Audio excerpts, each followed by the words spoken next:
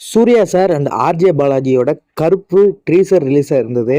அது எப்படி இருக்கு, அது மட்டும் இல்லாம இதுக்கு முன்னாடி வந்திருக்க லீக்ஸ் அண்ட் ட்ரீசர்லாம் வச்சு அதோட ஸ்டோரி எப்படி இருக்கலாம் அப்படிங்கிற ப்ரெடிக்ஷனும் இந்த வீடியோல டீட்டெயிலா பார்த்துருவோம். வீடியோக்குள்ள போறதுக்கு முன்னாடி இந்த வீடியோக்கு லைக் பண்ணிட்டு நம்ம சேனலை மறக்காம சப்ஸ்கிரைப் பண்ணிருங்க.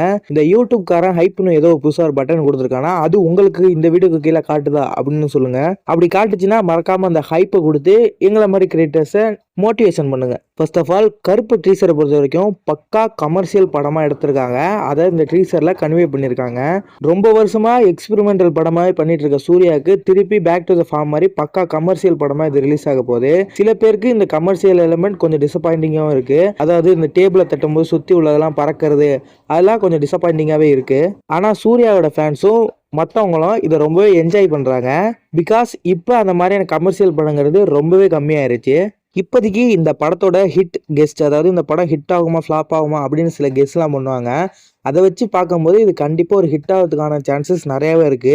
முக்கியமாக ஆர்ஜே பாலாஜி சொன்னா அவர் படம் பிளாக் பஸ்டர் வேற மாதிரி இருந்தது, சூப்பராக இருந்தது அப்படின்னு சொல்றதுக்கு அளவுக்குலாம் இருக்காது. ஆனால் படம் நல்லா இருக்கும், நல்லா இல்லை அப்படின்னு சொல்லவே முடியாது. அந்த மாதிரியான ஒரு படமா இது கண்டிப்பா இருக்குன்னு சொல்றாங்க.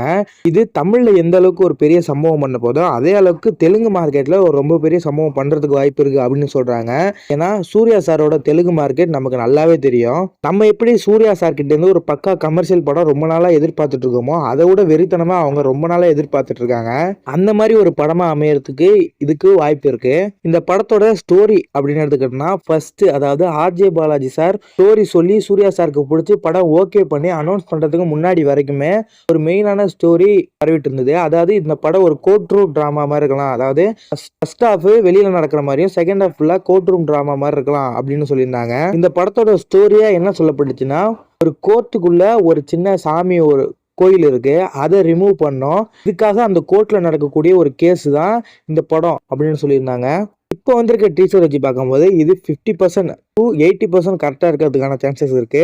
ஃபர்ஸ்ட் ஆஃப் ஆல் இதில் கோர்ட் ரூம் சீன்ஸ் கண்டிப்பாக இருக்கும். அது மட்டும் இல்லாமல் இனிஷியலாக சொல்லப்படுற மாதிரி இதில் சூர்யா சார் ஒரு லாயர் ரோலா சரவணன் அப்படிங்கிற ஒரு லாயரை நடிச்சிருக்காரு.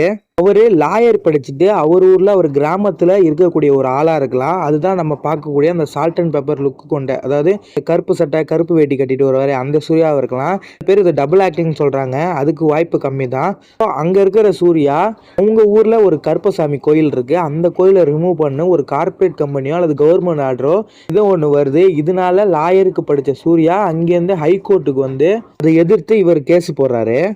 இந்த கேஸை நடக்காம, அதாவது இந்த கேஸை தோக்கடிக்கிறதுக்கோ சூர்யா சாரை மொத்தமா முடிச்சு கட்டுறதுக்கோ இல்லைன்னு பிளான் போட்டு சில விஷயங்களை